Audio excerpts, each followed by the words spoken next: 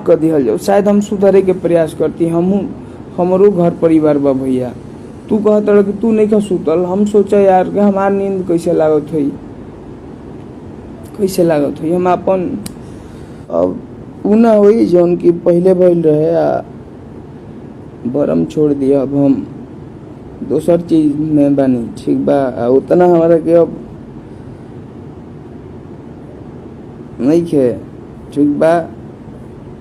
काहे कि तू जौन हमारा संग कह दिला ना, तारा फील होता। और भगवान करियन न भैया, देख दिल ले कहतनी, सुबह के वक्त बा, अगर हमारा में सच्चाई होई ना भैया, कुकुर के मौत तू मुँहबा। हमार तो ठीक बा, हमार तो जनता पर बा, या हम पब्लिक के में जाके या कुछ करम, तू टेंशन मत ल।